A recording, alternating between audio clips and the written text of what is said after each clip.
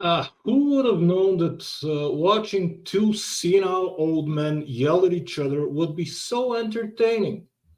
Hey there, name's Alex, and I'm no economist. But I also don't get to vote in the US election. I'm not eligible.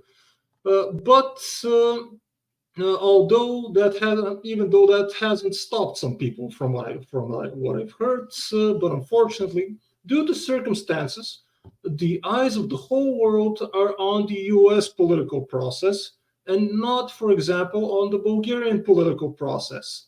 And my country had parliamentary elections last month, something like a month ago, and what a shit show that was. I have two videos on that topic. If you want to look at them and you understand Bulgarian, go ahead, knock yourself out. Those videos are somewhat entertaining as well. And if you like that, go give them a watch. But we are here now to talk about the American elections, the upcoming election in November of 2024, and the presidential debate between the candidates nominated by the two major American political parties, the Democrats, represented by incumbent President Joe Biden, fighting for a second term in office, and the previous American president representing the Republicans, Donald Trump, who's also fighting for a second term in office because he was ousted from office after just one term in office. And the debate was hosted on the 27th of June, last Saturday, American time, by CNN. And I'm making this recording of this video on July the 6th, a week after. I know a little bit late, but anyway, this is still in vogue, so we can still talk about the presidential debates.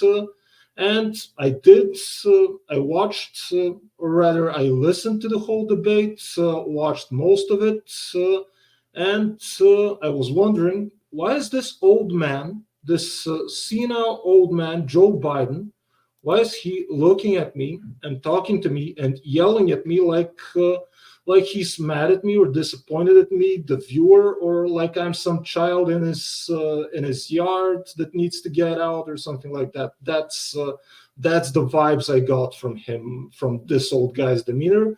Or at some point, while Trump was talking, it looked like Biden looked like someone either pulled his plug or he was switched off for a short duration while Trump was talking. It was kind of weird.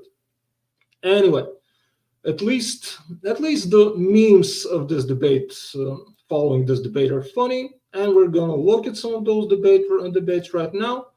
Just want to share my screen. One moment. Yeah, here it is.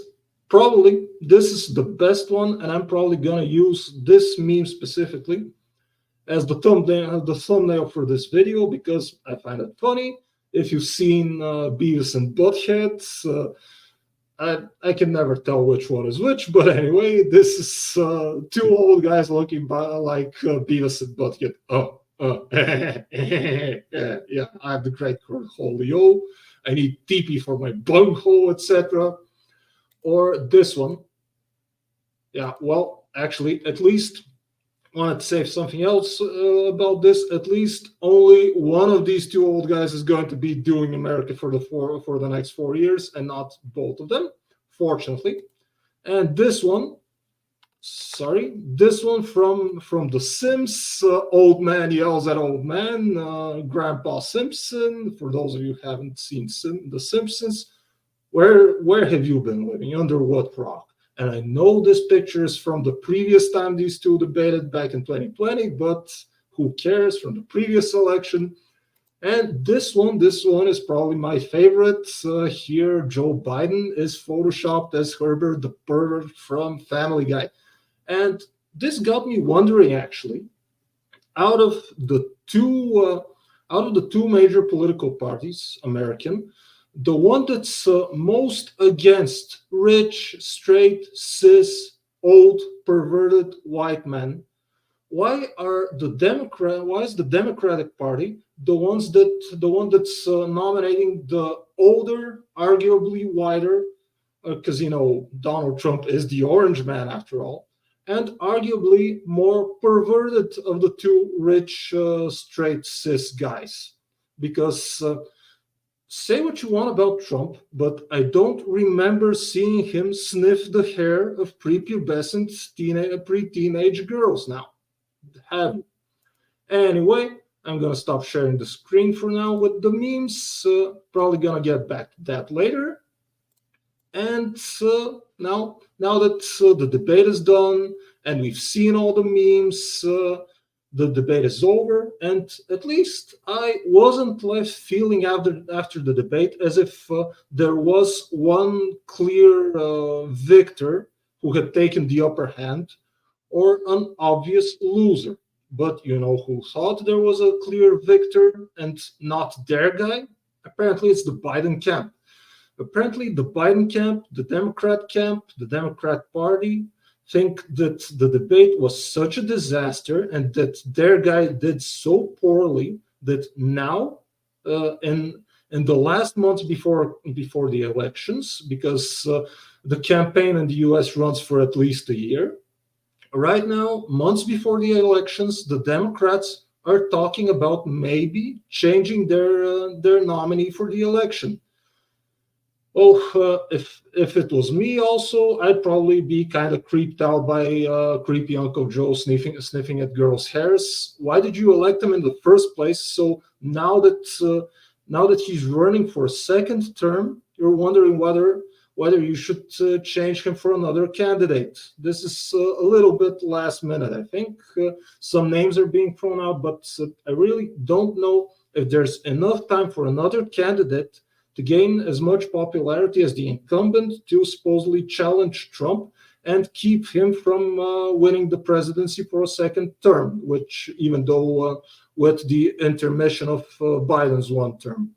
I think it's a little bit late to change the candidate if I was the Democratic Party. Now, full disclosure, I am a supporter of Trump. I've been supporting Trump since the first time he ran for office. I was excited when he won. I supported him throughout his presidency, and I supported him for re-election. Even though I'm Bulgarian, so who cares who I support for the American elections? And unfortunately, in 2020, Biden won, and Trump lost then. Now, with the disclosure out of the way, and setting aside all conspiracy theories about election rigging, election fortification, or voter fraud, etc., I have this friendly message for the Democrat Party, bit of an advice. After looking at least the Bulgarian shit show, why not give some advice to American political parties? Yeah, who am I? Now, if you had let Trump win his re-election back in 2020, where would we be now? Now, July 2024, his second term in office would be almost over, and it would be almost behind us. It would be nearing its end. Out of his two terms, both overall, his presidency would have been something like meh, mediocre, your typical run-of-the-mill U.S. presidency. Nothing too catastrophic, nothing too great, not terrible. Probably a slow to mild economic recovery after COVID. Nothing too big, but nothing catastrophic. But wait, I want to show you.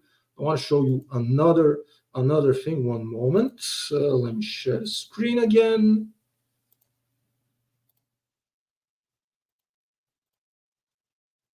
There we go.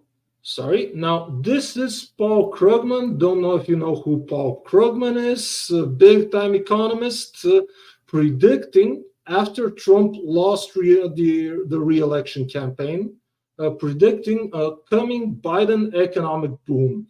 I don't know if you've felt such a boom, but you can see a failed economic prediction by Paul Krugman back in 1998 about the impact of internet on the economy. And I'm sitting here wondering, I know I'm no economist, but is there a set number of failed or incorrect economic predictions that you have to make to get the economic prize, the Nobel Prize in economics? Maybe I need to be making more wrong and failed economic predictions if I want to get the Nobel Prize for economics, even though I'm no economist. But so anyway, now that that's out of the way, I just had to talk about that. I'm even arguing that the war in Ukraine wouldn't have started during the second term of Trump in office because, as you may remember, Putler only dared and had the courage to invade Ukraine only after a year or so after Biden was in office and after the failed and botched withdrawal from Afghanistan, and not while supposedly his guy, Trump, was in the White House. And right now, Trump would not be running for re-election because he's so limited to just 2 terms in office. And his second term in office would now be nearing its over and nearing its end and almost behind us. And it would be likely that after 2 terms of Trump in office, the Republicans would probably not have any suitable electable winning candidates, and Democrats now would probably be in a better position and have better candidates who they probably wouldn't be wondering if they can replace them in the last minute because apparently the current incumbent that they have may or may not be an unelectable vegetable. What I'm saying is, if Trump had won his second term back in 2020, maybe the Democrats would now be in a better position to win the presidency this coming November. I'm just saying. But I don't even get to vote in those elections, so who am I to say? Anyway, that's all I had for this video. If you like this video, you can give it a thumbs up. You can drop me a comment below telling me how the second the loss of Trump in his second election was a version of disaster, and how much worse it's going to be if he's reelected for a second term, even with an intermission. You can go share those opinions in the comment section. Start a comment war pro Biden or pro Trump. Subscribe to the channel for more topics like this, and ways to support the channel to improve the quality. Maybe get me a green screen or something because this AI generated background isn't working all that well. Well, links to support the channel will be in the description. And that's all I had for the video. See you later. Bye, and careful who you vote for this coming November. At least I'm talking to you Americans. The whole world is watching, and will be watching your next reelected, or either of the two is going to be reelected if they win. So the whole world is going to be watching your next president. Be careful.